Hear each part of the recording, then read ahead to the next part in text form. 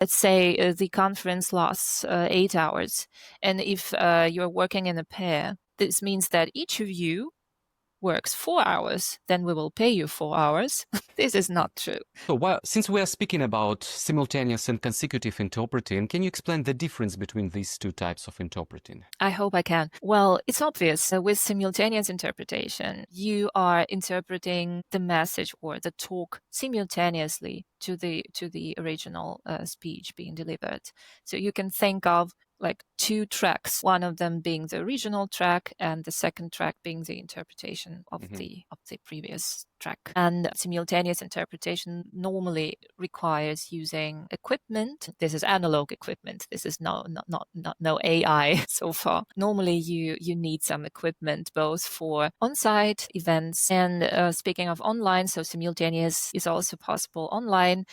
And in this case, you need some software allowing you to use this second track.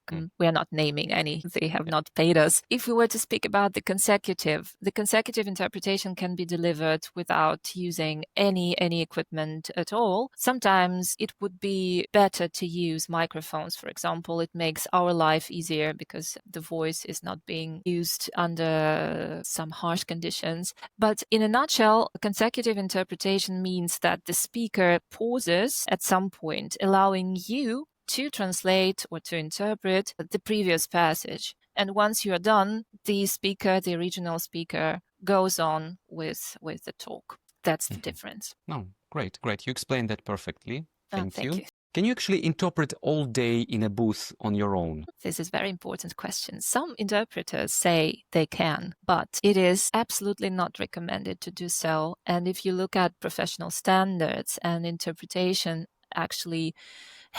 this profession actually has a number of professional standards issued by professional organizations, for example, by AIC, which is the Association of Conference Interpreters. The standards say clearly that you are not allowed to interpret on your own the whole day for various reasons. Reason one, it is harmful for your health. So there are cases when interpreters experienced abrupt conditions. These conditions can absolutely affect the quality of their performance. As a client, you also run the risk that the quality can go down absolutely at an unexpected point of time. There's nothing you can do about it because there's no other colleague who could save the conference, who could jump in and do the job, which is why the standard says that you need to have 2 people in the booth. And I can tell you more, for some occasions you also have to have 3 interpreters for one language combination. It is the case with longer events, if the event lasts more than 8 hours. So I personally had the experience of working in a team of 3. This is also a challenge because normal booth has only place for 2 interpreters. Like, it is really interesting how you do it, where you sit and where you go, but it is not that complicated, so you can do it. Most importantly, you are not trying to do more than you actually can, because saying that you can do it on your own or the entire day is basically taking over too much of responsibility, which is not a good thing to do. Well, that's so important. Event organizers, you should definitely write it down, because we have questions like that from time to time, so it's quite important. Sometimes people, like clients, they also say, okay, but this means that you are working practically only half of the time. So you are, let's say the conference lasts 8 hours. And if you're working in a pair, this means that each of you works 4 hours, then we will pay you 4 hours. This is not true.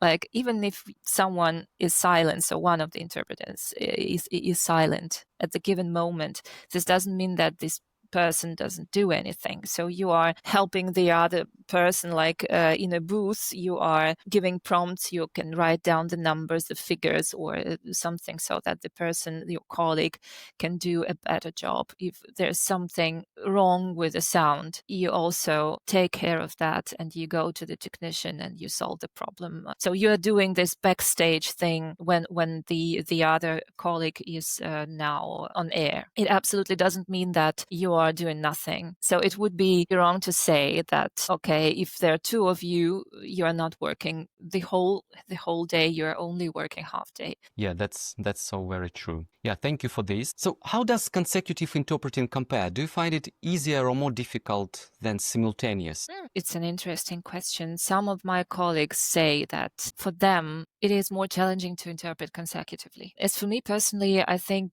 that both of modes of like types of interpretation are challenging or can be challenging, but in a different way. So I'm not ready to say that one is more difficult or more challenging than the other. So they are equally challenging, but in different ways. Anna, and what is whisper interpreting? Why would anyone whisper at an important meeting or a diplomatic event? Yeah, this was my first assignment. So the first time I tried interpreting was with whispered interpretation. Actually, imagine a situation when you are at an important meeting at a desk, at a table. Important questions are being raised and discussed. And there's someone sitting next to you with an interpreter, and the interpreter is whispering or like speaking something with lower voice. For sure, the interpreter tries to keep it low, to keep it as comfortable as possible, but you can still hear the noise. You can still hear those sounds. Yes, and it is annoying. And the person who is receiving your interpretation, I believe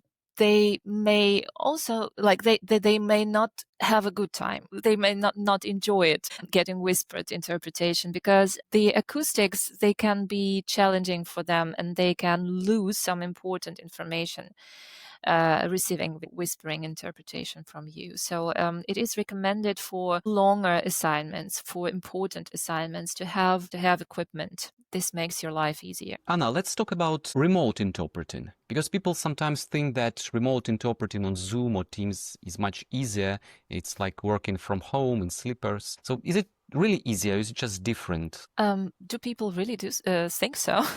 Yeah, I'm surprised. Wow. Yeah, on the one hand, you don't have to leave your house. You can really work in pajamas. But on the other hand, it can be even harder to work online as an interpreter. That's because of the quality of sound that you are getting. You know that you may have heard that online you're not receiving the best sound quality. It cannot be compared to real life sound quality or the sound quality you're usually getting in a classic booth on site. And this makes you get tired faster, and it can even cause a condition which is called the acoustic shock. Yeah, exactly. So this makes Zoom interpretation even harder and even more challenging than regular interpretation, than on-site interpretation. And if you think of people, like we are living in the real world, and if you think of people having troubles with internet connectivity, for example, or with their equipment, because we regularly insist that headset shall be used on the speaker side as well to ensure the best quality of their speech.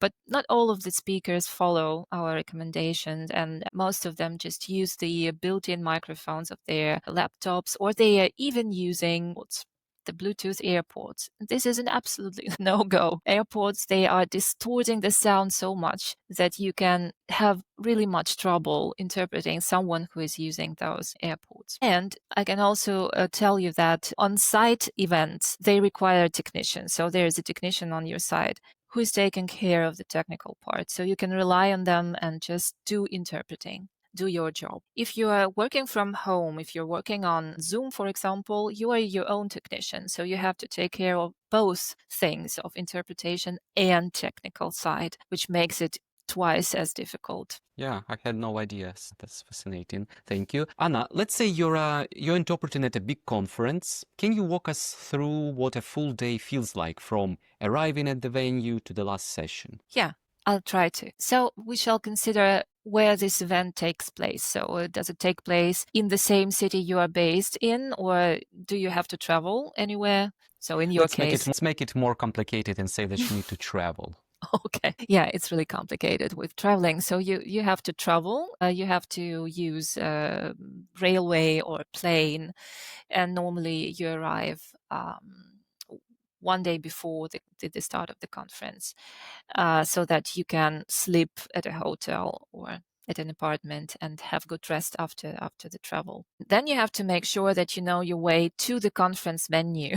So if this is not the city you are based in, this can be a challenge per se. So you have to make sure that you know the route, and you have to make sure that you are not late. You don't want to be late. As an interpreter, you don't want to be late at all. You even have to arrive earlier than everyone else. Normally it's 30 minutes before the start. Clients require you to arrive even earlier than that, like 1 hour earlier. Some of them even insist you arrive 2 hours earlier, but I think that's an overkill a little bit. But 30 to 40 minutes, 30 minutes to 1 hour is okay. Why is it like this? Because for some events, there are some stages that you have to go through even before getting into the conference room. Because for high-level meetings, sometimes you have to get accreditation or registration, your badge. Sometimes you even have to go through the security check. This takes time. Then you come to the venue, you see your booth, and you have to check whether the booth is placed correctly. Well, in 98% of all cases, it is placed correctly. It is the technician or technician team who builds up the booth. But sometimes you realize that the booth is not located properly, so that you cannot, for example, see the stage from the booth, or you cannot see the screen where the slides are being shown. So then you can kindly ask the team to replace the booth, which is an absolutely rare case, but sometimes you have to. Then you will check the sound. Most of the times it is okay with the sound, and this is just a ritual, but sometimes there can be issues, and these shall be troubleshooted. Then you meet your colleague and you can discuss glossary, for example, so you can discuss terms. It is important because you have to make sure that you are interpreting, that you're using the same equivalents for certain words, that you are not interpreting important terms differently. Both of you have to agree on your glossary. And what else you have to negotiate with the colleagues is who is going to be the one to start and who is the second one to take over. I usually love starting because the opening remarks are, for me, they are easier to interpret. It's an easier content because usually the moderator just greets everyone and says how happy they are to see everyone, that everyone has arrived, and so on. So these are general things and not technical stuff. Normally, you have to also check whether you have enough lighting in the booth, whether it is not too dark. Then you ask for a lamp, for example. Sometimes you also have to check the water, because water is key. If you're interpreting, you're speaking very much. You're also you are speaking all the time, and you have to make sure that your voice has a pleasant sound so that nobody gets tired too soon from listening to you. So all of those things have to be checked with. And sometimes even before the conference starts, you may still be getting materials. In a perfect world, interpreters get all the materials beforehand and they have enough time to study them. But in real world, you can still be getting materials during the conference or 10 minutes before the start. So in this case, you have to spend time reading through those speeches, or I don't know. Normally those are speeches, so you have to read through those speeches and again discuss with your colleague. So how do we interpret this and this and this? What's the equivalent of this and that? And then the thing starts, and if everything goes right, everyone's happy, then you're just like doing shifts of 20 or 15 minutes with your colleague. Some of interpreters, they do the shifts of 30 minutes. I'm not really the fan of this because 30 minutes, like for my perception, it is too much. It's too long. So I prefer shifts of 15 minutes for complicated stuff, for complicated conferences, and 20 minutes like for regular. And this is the way you're going till the first coffee break. Normally you have coffee breaks on the schedule.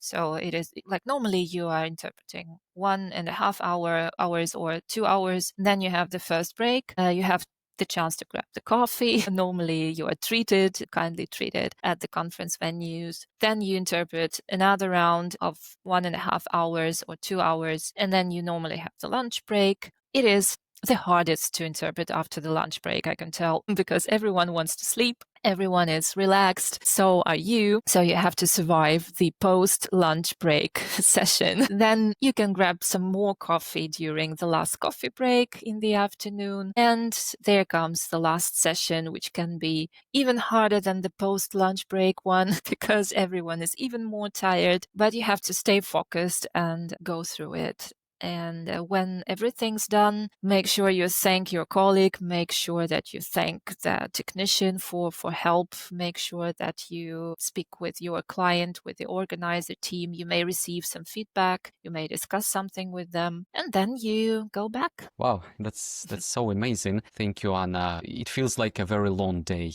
actually. Oh, Yeah. You mentioned that you need materials to prepare for interpreting. So what else do you need from event organizers before an interpreting job?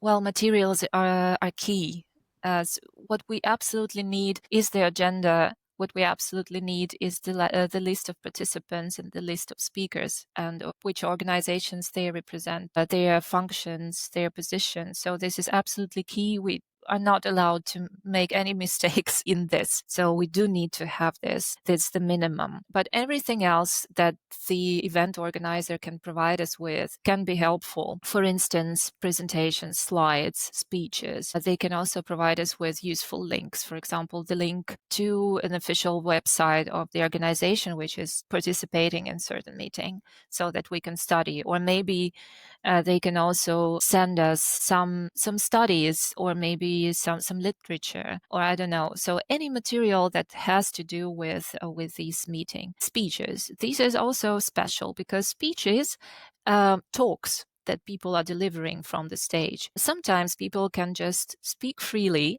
and then you can interpret them more or less easily. But sometimes people tend to read from the paper. And this is an absolute challenge. I can say that only experienced interpreters can handle someone reading from paper. And even in this case, some things can get lost. This has to do with the fact that written text has a different structure compared to a spoken text, let's say. Let's call it like this. No one can really speak the way they write. And so written text is more complex. And besides, people reading will tend to read faster than they speak. And this makes our job very challenging. So if someone is delivering a speech, it is highly recommended to send this speech out to the interpreters, even if it would be last minute, even if, like I mentioned, there's someone like knocking on the booth door and just placing this sheet on your desk. This would be very appreciated, and it is better to have at least something you can rely on, something you can place your eyes on. In a perfect world, we would sit and translate this speech so that we can also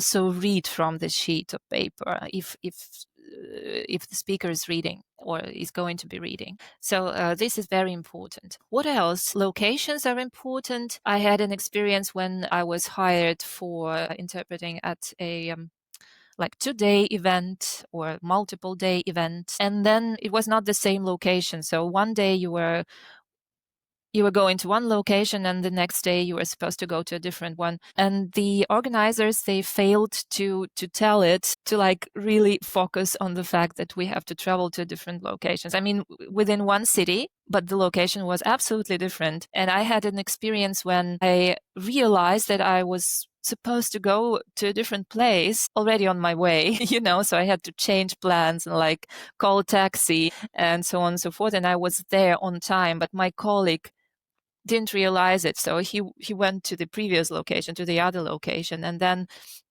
I gave him a call and I told him, okay, we have a different location now. And he was, oh my God, okay, I'm taking a taxi. But it still took him 40 minutes. So I had to interpret 40 minutes on my own. Which is not a regular situation. Informing everyone about locations, about I don't know, all the setting, the entire setting shall be informed about. So this is the minimum. Thank you for sharing how to handle difficult moments.